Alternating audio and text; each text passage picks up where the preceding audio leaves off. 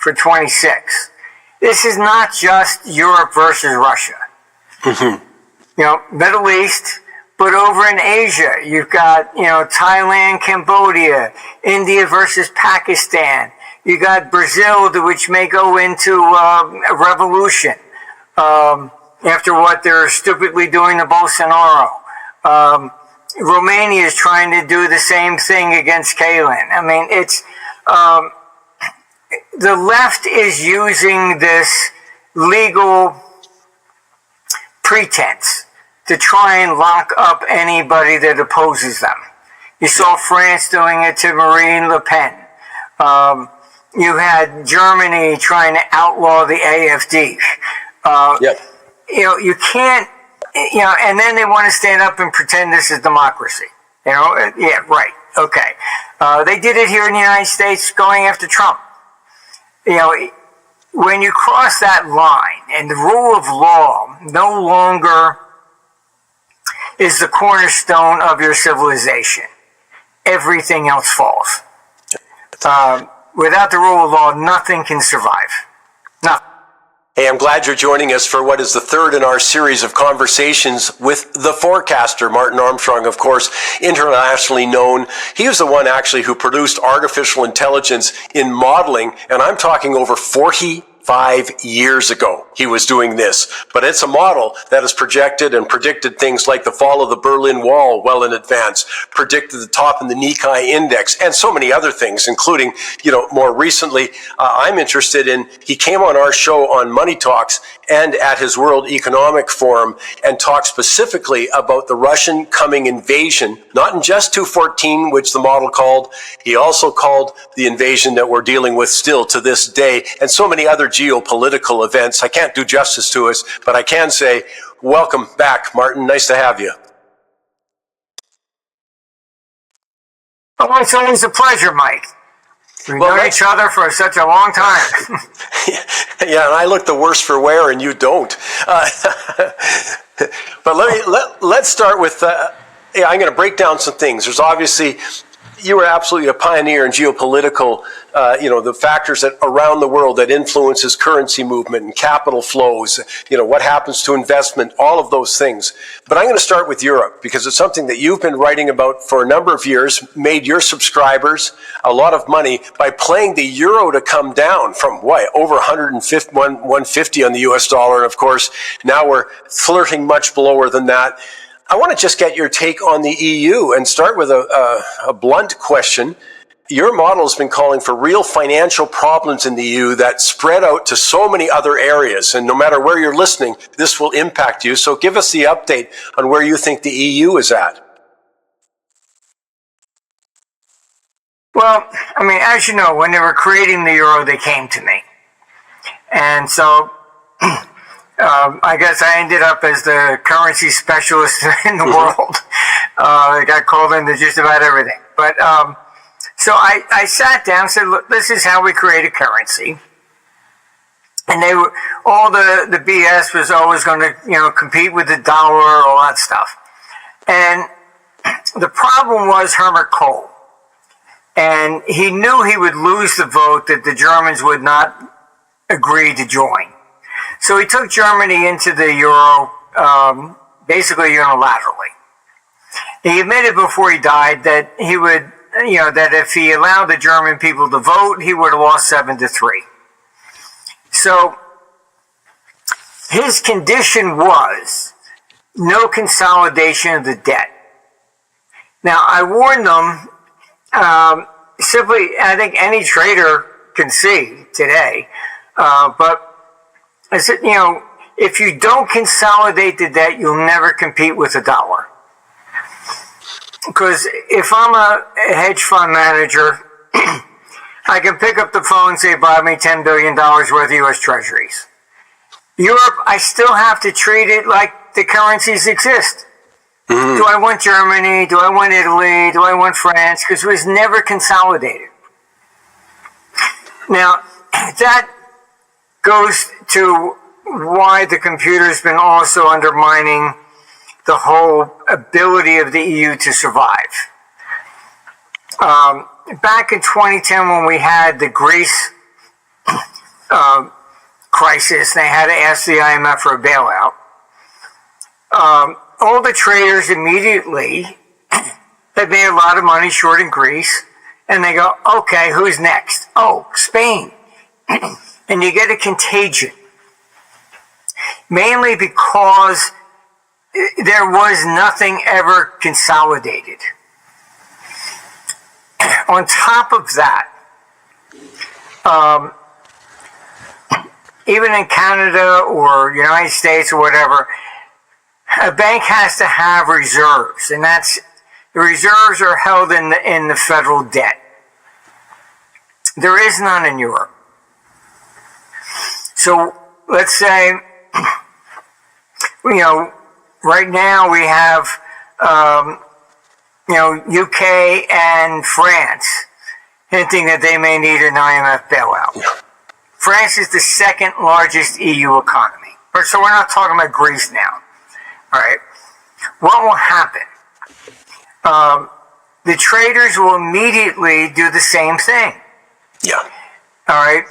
Okay, so you short the French bonds, etc. All right. But what else? All right. Then they're going to look at, which banks have the most French debt? And then you're going to see them attacking individual banks. Just as they were attacking, for example, Deutsche Bank a few years ago because of derivatives, etc. This is the way capital functions. And this is why Europe is doomed. Well, I would say it never corrected it never set up properly. Well, I think what you're bringing forward is so important. People don't seem to understand this concept of contagion, despite the fact they've lived through it. I mean, we all remember the subprime mortgage crisis. That was a U.S. problem that spread globally. You could sit here, whether you're in Canada or the UK, so what's it got to do with us? But all of a sudden, so I think you're making such a key point for people to understand that, you get a problem in France, as you said, the IMF might knock on their door. They've been talking about the IMF with the UK. We know the German problems. The list starts going on. And if we get a problem in their bond market, well, people, aren't going to wait and see if it's a problem in ours. No, they're going to bail out. Am I right to assume, though, that that's the kind of thing that could send interest rates skyrocketing simply because people will sell their debt before it hits or while it's hitting, and of course then interest rates will go up? Yeah, I mean, you have two factors that are behind higher interest rates. One is war. Yeah. And then the second one, the mere fact that the UK and France are even hinting about an IMF bailout means they can't sell the debt. Yeah. Now, I've done countless studies trying to how those things, how the governments fall. And when you get into these Ponzi schemes, that you're selling new debt and you have to sell the new debt to pay off the old. Yep. The default comes when you can't sell the new debt. I mean, you got all these guys running around, oh my God, the debt's at 34 trillion or whatever. That's not the issue. As long as there's a line to buy the new debt, it could be 100 trillion. All right. It's when that line stops. All right. And it's the same thing with interest rates, and stock markets and stuff. I mean, these are all, market myths. I mean, we've done studies. The stock market has never peaked with the same level of interest rates twice. Why? Because if you think the stock market's going to double in a year, you'll pay 20%. But if it's not going to go up 1%, you're not going to pay 1%. So it's not the empirical level of interest rates, nor is it the empirical level of the debt. It's when that confidence shifts. And that's the danger we have going on in Europe. Let me add to that by talking about, again, your modeling was very accurate, as I said at the outset, in predicting an increase in the escalation of tensions of war and then actual war, etc. it seems to me that escalation that your model's been predicting is coming to fruition. There's blatant examples of it. I mean, whether it's Van der Leeuwen talking about, nuclear is possible, or, Macron talking about nuclear deterrent, those kind of things. But the other thing related to interest rates is, I know you've pointed out, you can't lower interest rates in time of war. Well, that seems to be like a double whammy. They can't afford the interest rates because they got so much sovereign debt, but they won't be able to lower them. And this is such a key point in why you focus on war, because the implications financially are so extensive. But I'll just get to this one implication about interest rates, and I'll move on to some currency stuff. But there's not any evidence that you can lower interest rates in time of war, but they can't afford higher interest rates. Interest rates always go up in war, always. Mm-hmm. And because the debt expands dramatically, and you have these European leaders who are, on the one hand, they need a diversion. All right, so this is why they keep harping on, Putin and Russia. All right, it's, they need that, because otherwise people are going to start looking closely at them. And then the problem becomes that in Europe is that they have a choice. When you have,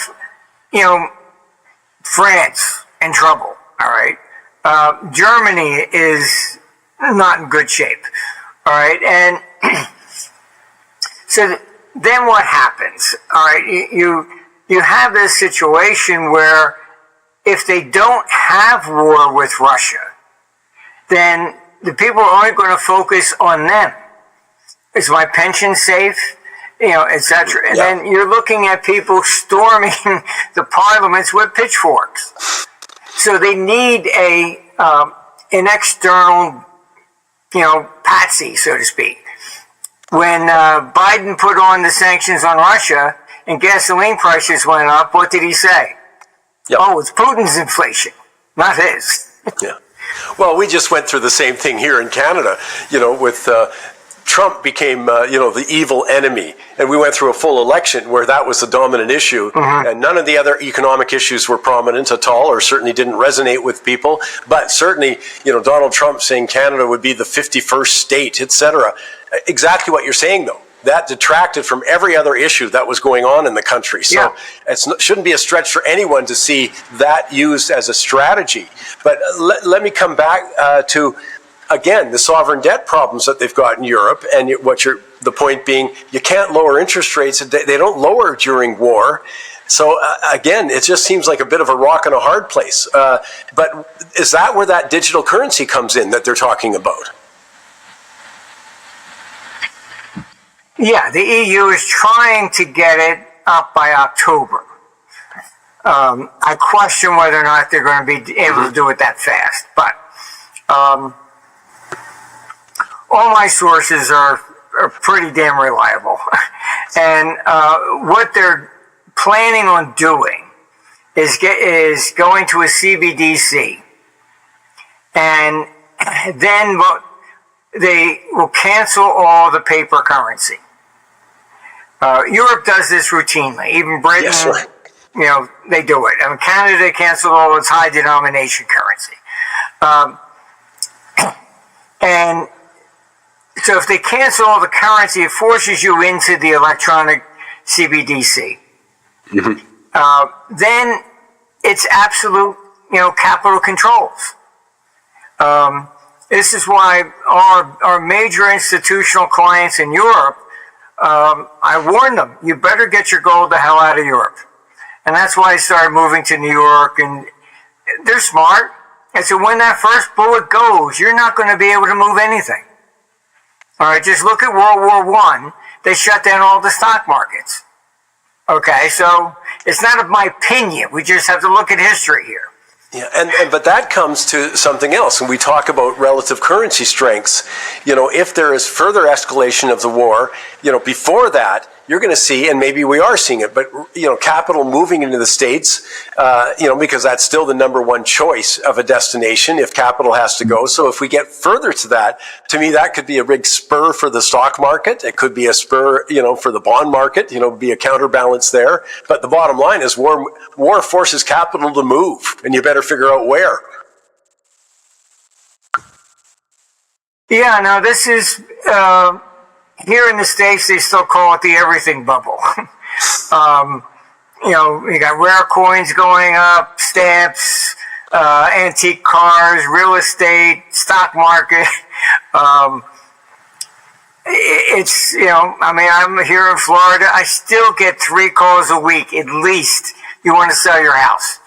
Wow. No thanks. Where am I going to go? Chicago or something, and even the real estate agents I know down here, they say anything, even now up to 10 million in real estate. People are paying cash. Wow. So it's obviously people just trying to get money off the grid. Yeah. And a lot of it still is coming in from Europe, from what I hear. South America was really big. It's starting to take second place, but people aren't stupid, and they realize Europe is just not trustworthy. I mean, Spain just did. You can't take out more than 3,000 euros out of your account without government permission. Mm-hmm. Can you imagine that? Yeah. Well, we see that, and I think that's what people should expect. As they say, that's the relationship where people say, well, why should I care about war going on in Europe? Or, not a lot, but some people might say that. But this is a great example of the ripple effect throughout the world, the contagion, as you alluded to. So I want to move on to the Middle East for a second, because I want to get your take. We had a continued escalation there, as your model projected. And just give me a quick rundown. I mean, the rocket attack in Qatar, that seems to have solidified opposition to the U.S. and Israel, for example. Yeah, look, Netanyahu went to school in Philadelphia. A lot of people don't know that. I grew up in that area, all right? Mm-hmm. I knew Bill Kristol. Bill Kristol's father taught at Penn. He was the founder of the neocons. And Netanyahu was hanging out with that family gatherings, etc. He is a die-hard neocon. And his attack on Qatar basically has led to, it was a stupid decision, in my opinion. Look, there is, you can look it up, it's called Rally Around the Flag.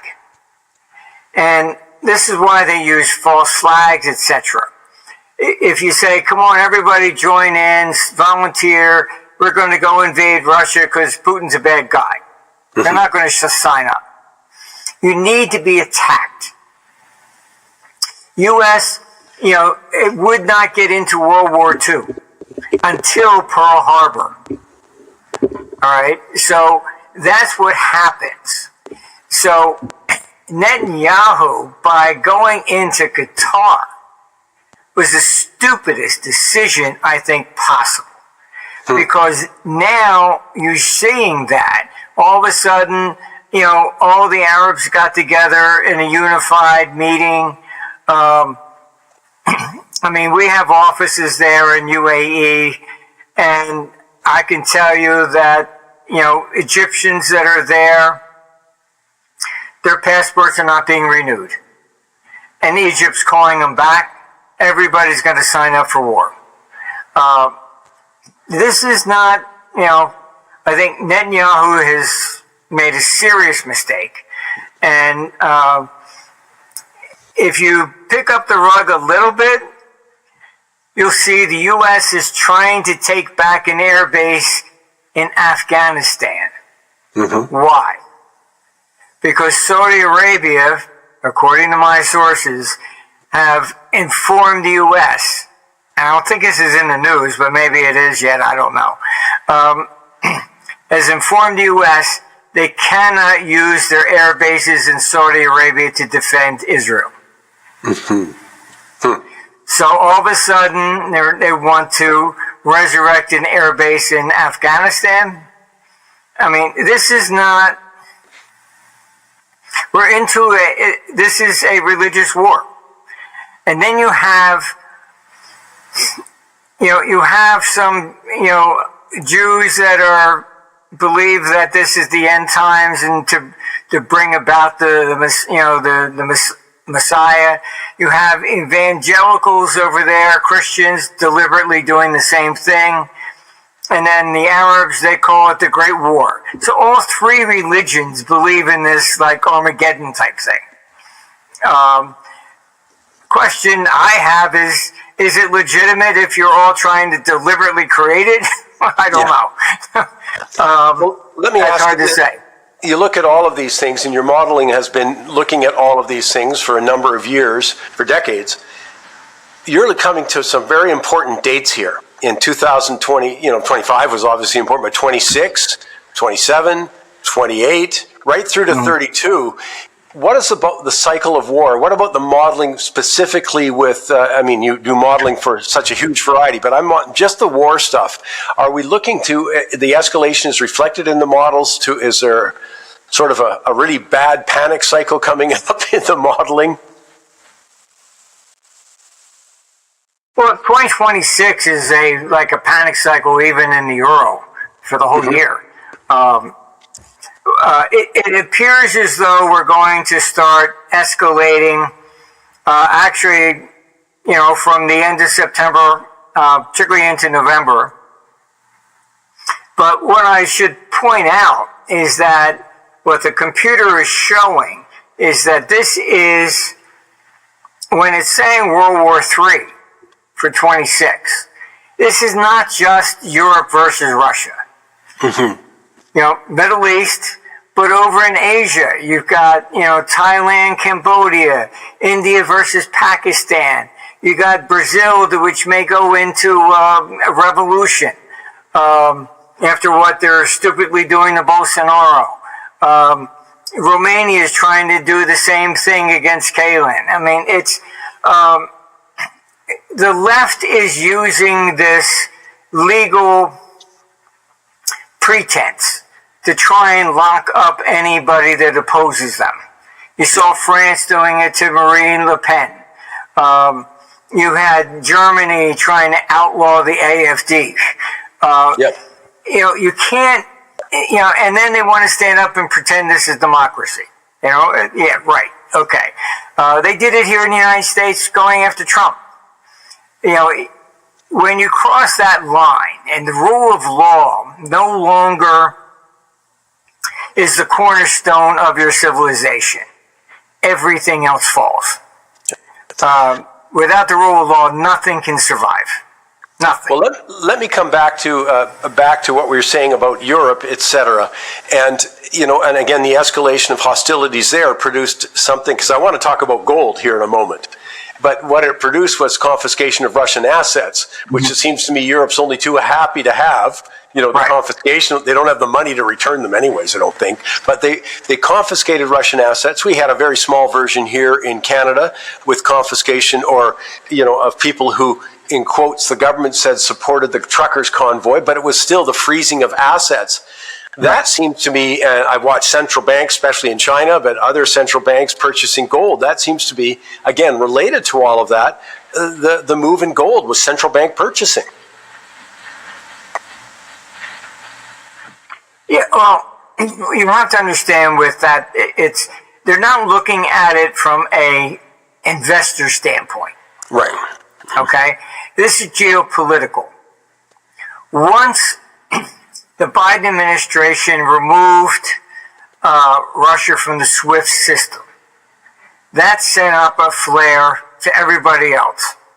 Hey, you either do what we say or we'll do the same to you. And Blinken even threatened China. And they said, oh, really? Okay, they're just complete neocon idiots, really.